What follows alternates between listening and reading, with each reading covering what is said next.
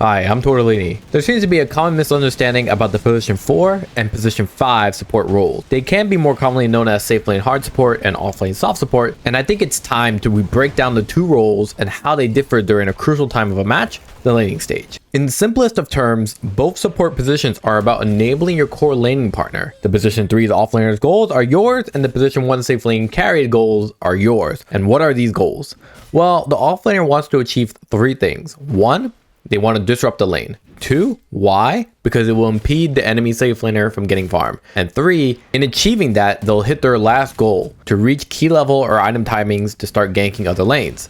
The safe lane carry is the opposite. Their 3 goals are 1, they want to secure the lane. 2, why? Because it'll give them safety to farm. And 3, in achieving that, they'll hit their last goal to reach key levels or items to farm more effectively towards carrying the game. So the support player for both lanes are about giving towards their laning partner, and we can already see a distinction in how to interpret each lane. The safe lane leans towards giving comfort to the carry so they can farm. The off lane leans towards giving discomfort to the enemy carry so they can't farm. This is a really simple way of breaking this down. Yes, there are exceptions to these outlines, and yes, different cores play differently, but it's important to set the general distinction now in an understandable way so that the exceptions we talk about later are better interpreted. So with what we've outlined as pos 4 and pos 5, let's talk about the heroes. The list you're seeing is not complete, but you can see a trend of what these heroes have to offer. Offensiveness. A lot of these heroes are mostly offensive. Heroes like Rubik, Shadow Shaman, and Muerta have a lot of offensive capabilities and setups, but don't really offer much protection if the enemy retaliates. If the enemy offlaner looks to jump your carry, all Shadow Shaman can do is briefly hex and then die shackling the enemy. Similarly, Rubik can briefly pick someone up and cast Fate Bolt for damage, and that's really it. This sort of stuff doesn't really do much to hold back two enemy offlaners from killing your carry if they want to, and deterring your carry from farming. The position 4 hero traits are mostly around the idea that they can set up kills in the laning stage with stuns, initiation, or debuff to make initiation easier for your offlaner. Later in the game, position 4 players stack the triangle and are good at holding aura-based items like Mirana with Greaves or Pipe, or become damage dealers with some sort of crowd control like Hoodwink and Glipnir. A lot of these position 4 heroes are kind of mid-game enhancers like Tiny, one to get his Blink Dagger, or Bounty Hunter with Track to get more gold on kills. A lot of position 4 melee heroes kind of play with that perspective, right? They're not going to be able to do as much during the laning stage, but they will achieve a lot more during that mid game. On the flip side, position 5 supports are mostly defensive and are good at harassing, deterring the enemy from being aggressive on your safe laner. You can see heroes like Abaddon, Oracle, and Io have a defensive component that really makes them great at handling negative situations that can make their carry feel relatively safe. Oracle has,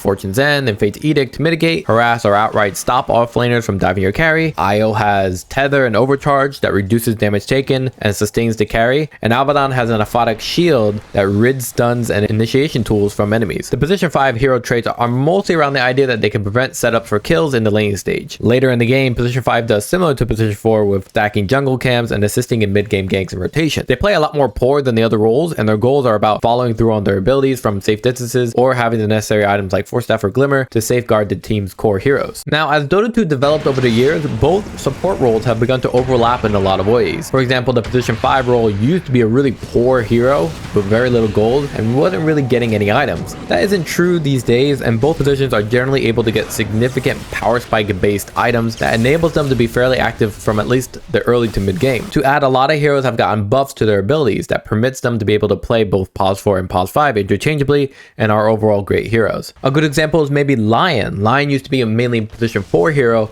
but they really buffed the hero's mana drain to deal damage, slow, and to evidently take the enemy's mana. So now Lion not only maxes mana drain first, but it's a great harassing ability that can be cast from afar, will slow enemies and deter them from using their spells. What's great is that mana drain can also be given to an ally so they can spam their abilities to guarantee last hits, or just for the movements be buffed, even maybe get a kill out of it. A lot of heroes I have, even in the position 4 or 5 category that we see here, can actually play the other lane as well, depending on the lineup, of course. It's not unheard of to see maybe a Warlock or a Pugna as a position 4, or Mirana or a Shadow Shaman as a position 5, and it just goes to show how much the game has changed in terms of laning stage goals and the flexibility. Finally, let's talk about exceptions, and it's about understanding that sometimes your core are pretty dumb and they pick things that don't really allow you to do anything. For example, if you see a Wraith King in the off lane, that can work, but then you as a position 4 are not really setting up kills. In fact, you're probably not going to do a whole lot except make sure the Wraith King gets his farm, and that means stacking camps, agents, and just keeping the enemies back. Kind of sounds like a position 5, doesn't it? Similarly, you might see a really aggressive position 1 hero like Weaver, who doesn't just want to passively last hit, but really take advantage of his Shikuchi to jump on mispositioned supports. So you could sometimes pick a hero like like Disruptor for the harassment, Slow, and Glimpse to ensure kills. But remember, the goal is to secure farm for your carry. Those kills are to be interpreted as a good offense is a good defense, in which that tearing down enemy offlaners means your safe laner can feel more comfortable